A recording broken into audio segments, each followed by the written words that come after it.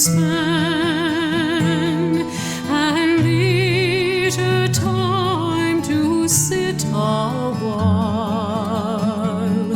There is a fair maid in this town who sorely has my heart beguiled. Her rosy cheeks and ruby lips alone she holds my heart in thrall. Then fill to me the parting glass. Good night and God be with you all.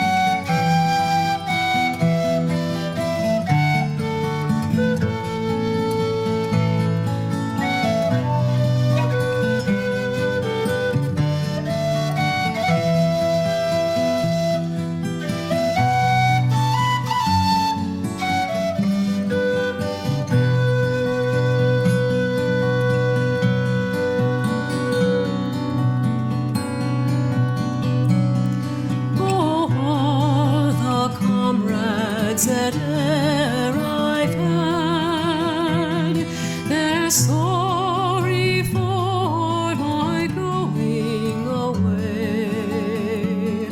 And of all the sweethearts that e'er I had, they'd wish me one more day to stay.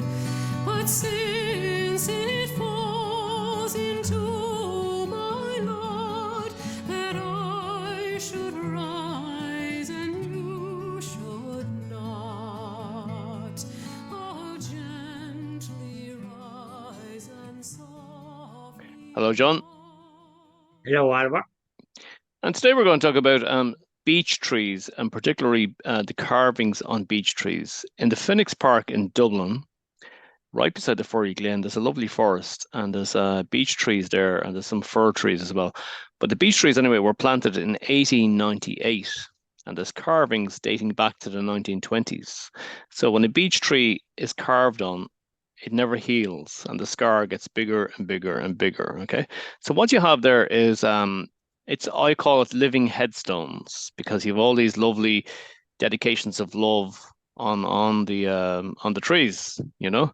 So that's what we're going to talk about, you know. Yeah. And funny enough, I just said you mentioned trees.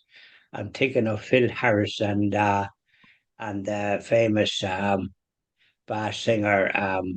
Oh, I can't think of his name now. I heard a bit of it. Woodman spared that tree.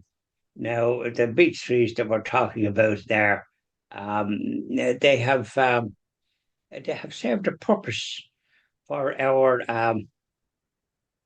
people, and I presume they were young, perhaps under 30, as they went for a stroll in Phoenix Park. And one wonders, one wonders, they were wanted to leave a memorial. Perhaps they had their loved one with them. Perhaps the loved one was otherwise engaged or something. And they were hoping that the little romance that had started would mushroom, and that they could walk up the aisle, assuming that they had the money, enough money to have a house. We don't know the rest of the story. We're We're only concerned about this business of approaching the tree with some kind of an implement prepared for to make a little record of their visit, and I presume looking into the eyes of the party that they were with, the love of their life. The And beloved. let's hope that it's continued as it went through life, and that the foundation that was there as your man produced whatever he had in his pocket, probably a penknife. There used to be a penknife that you could open this, that, and the other in it. And they were a feature in my time, but I don't think I've seen a penknife for many years, It's and I called a don't use them. Swiss. But you It's called a Swiss Army knife. did correct and right. And so he'd say to his little one, uh, would you like if I was able to put something on the tree? Because he'd have to defer to her. She might say, no, thank you. I don't want to remember whatever she'd say, but she must have sort of said, yes. When you think, John, of the time it takes to carve a heart and then two initials for two people into a tree, I'm sure she'd be delighted, you know. But I think what they're doing here anyway, there's lots of love hearts on the trees, and it's really nice. It's kind of a romantic gesture, and it gives a kind of permanency to the relationship, you know. And It does, it does. Going back, as you rightly say, to 1928, perhaps some of those people are now in up in heaven, hopefully, because they at that time Catholic faith would have been practiced practically by the 100% of the people. Well, 98% of people that were Catholics were practicing. Churches were full and all the rest of it. So even in my time, so uh, certainly in 1928, it would have been more so because and but they were up in the Phoenix Park at the same time. I think they were definitely planted in 1898, but I think the oldest carving I came across was either 1922 or 1924. Yeah, right. We're just maybe getting our freedom. So there's a bit of history there, There is. and right, and this is about carvings on trees. There's carvings on trees throughout the world, That's right. and don't forget there was carvings in caves where there was kind of animals drawn, and it gives an idea of what was in the world going back many centuries. Hmm. So this business of people leaving something of a reminder of what they were about. Um, in other countries where there was animals of a different type than we have here, um, St. Patrick was supposed to have got rid of the snakes. We presumed that there was snakes because it was a very wooded country, and so it could have been all sorts, and you wouldn't know what would be knocking about. People often think that it was only a figurative speech, but we don't know. We weren't around them times, so if he said he drove out snakes, there must have been snakes. And in other places, then they had these caves, and it's giving you a record. So this business of leaving some kind of a memento about what it was going back centuries. Isn't this what they try to find out in various countries to know what it was like and what people left as a form of what was about? Was there pictures of the dinosaurs or some I wanted in some of these caves? There The was, but same as we're talking about mementos. yeah. There's a story attached. So these ones that was up in Phoenix Park. Now, how they knew which tree to sort of do the needful? They weren't going to the conifers or whatever they call them. These ones that have leaves all the time, but I don't think you can write on them. But Yeah, these ones that what? I think like when you look at it, okay, like there's no really recent carvings, and that suggests to me that a lot of the carvings are done in, say, the 1930s, 40s, 50s, 60s, 70s, 80s, 90s, okay? You don't see a whole Aye. pile after that, and I think it has something to do with the economy that everybody got busy, everybody got kind of more wealthy or something.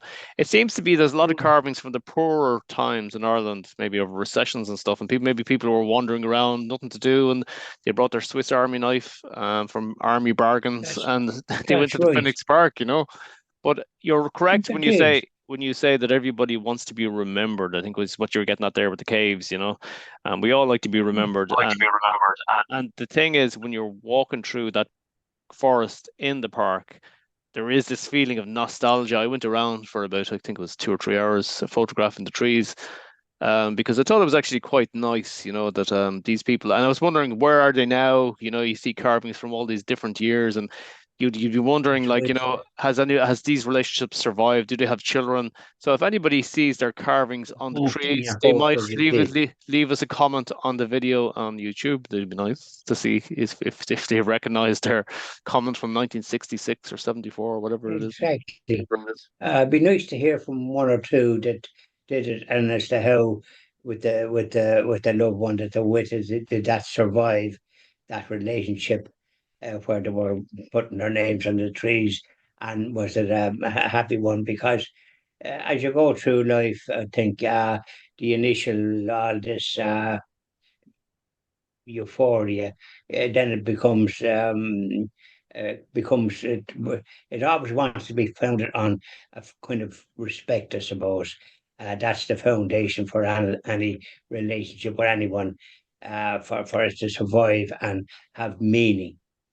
And what then happens is then that the both parties are able to sort of support one another, but also have their views listened to, and so on and so forth.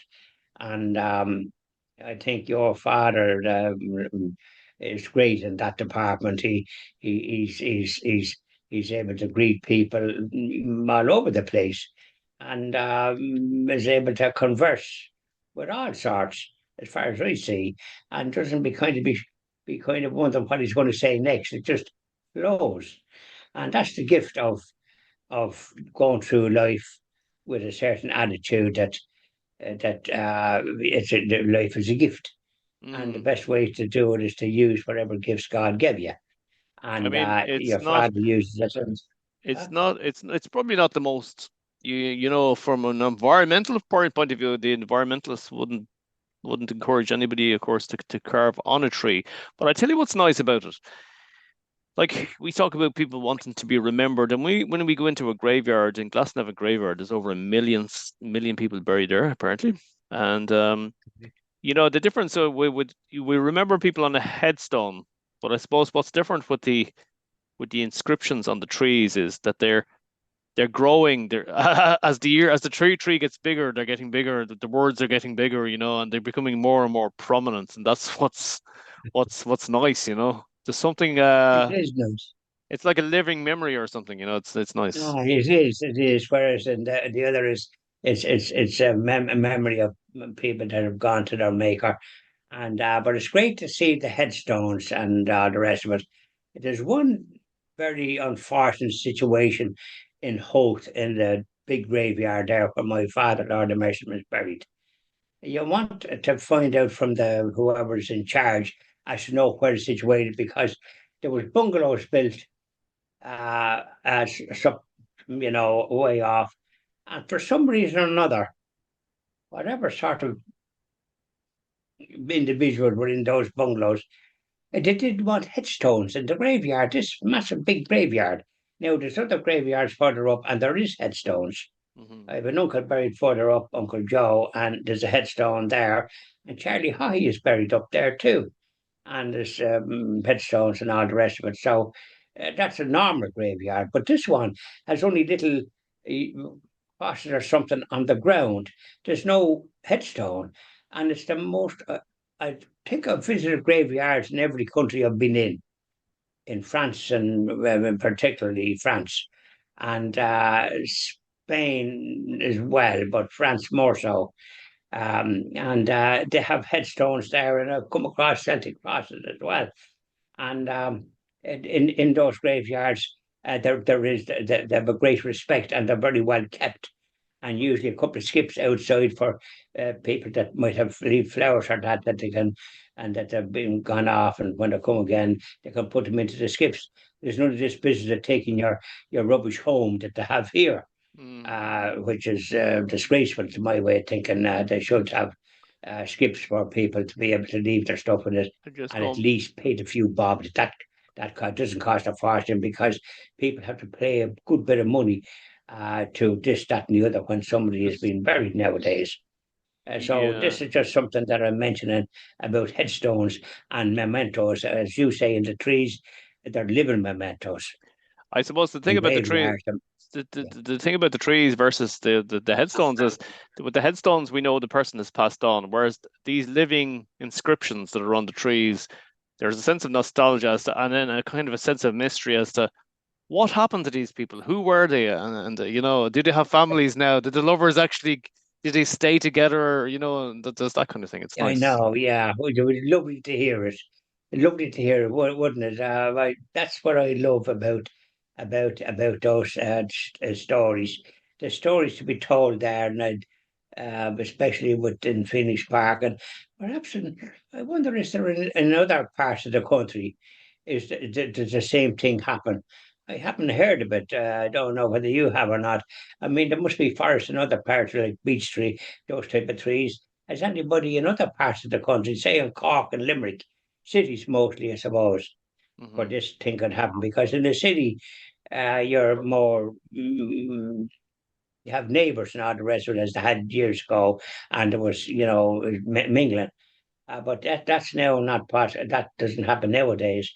You sometimes people don't know the next door neighbour Yeah. or have any deals with them. So these are features of modern life, and it's to its detriment. I remember one time when I was living in suburbia years back, and in some ways, to tell you the truth, I regarded it as kind of a concentration camp.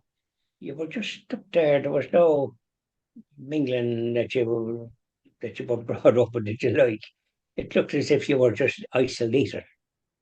You That's it. might have a That's it. family and so on and so forth, but I just mentioned that there's families in all these estates, and it must be tricky for them. I don't know how they can. They don't really have a neighbourhood as such, do they? There's That's no it. residents associations, so that people can come together or something, which they should be doing. Hmm. Because this isolation business, I know when I was in near a place called Carry between Delgan and Greystones, I wound up chairman of the local resident association, and one of the things I got printed when there was a new estate went up, portrait type houses. I made a welcome, and I went to every house and put in a welcome for the resident association, that they were most welcome to the area and so on and so forth. Because I never got that when I was in that situation. But and so that's the way I did it. And funny enough, I got a few then that joined, and we become some of them are very good friends in that area. So this is what people need to do, and especially in these states like in Dublin, they need to have some near the area where they are. That is, if they're living there permanent, Hmm. people are often not living permanent. So People often anybody, move. so if anybody doesn't know where this place is, it's the Furry Glen. It's in the Phoenix Park. It's just up the hill from this beautiful lake. Okay, it's a place where I used to bring my Furry Glen. dogs for I like that. my two I like the word. Labradors. Huh? I like the word. The Furry Glen. It has No, a friendly it has, and Furry. it's beautiful. It's a beautiful place, a It has beautiful walk, you yeah. know. And I've been going there since I was a child. You know, I was just a bit disappointed actually. My favorite willow tree has died. You know, it's there since I was a And there child. you are. The life of a willow tree is about 50 years, you know, and it's passed on, Oh, is unfortunately. that So all? Yeah, it just shows you. yeah, it Now, does. by the way, is there any little stream in Phoenix Park? There's loads of them. Is there? Oh, there is. I like to see a stream. I like a little running water. I've Yeah. always liked that sound of running water. Well, I often this whole area that I'm talking about, often thought of getting a little.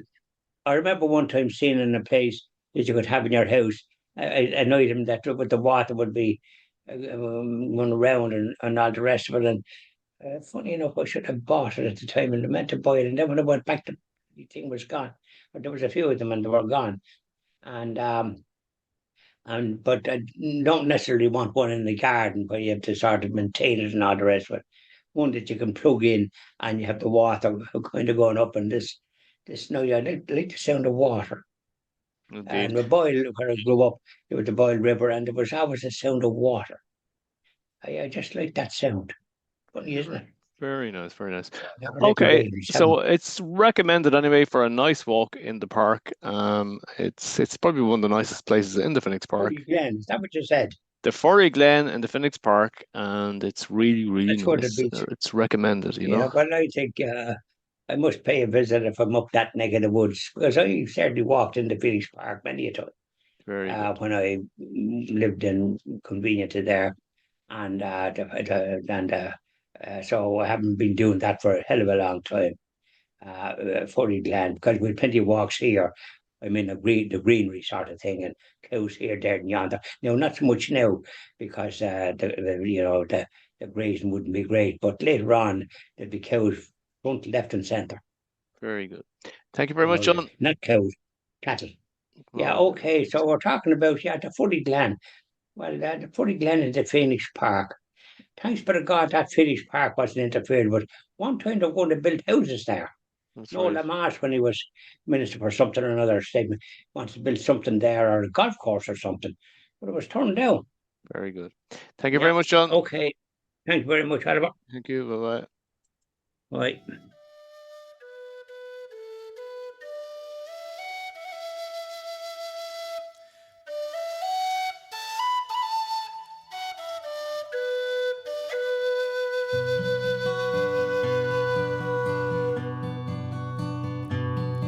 Of all the money that e'er I spent it in good company, and of all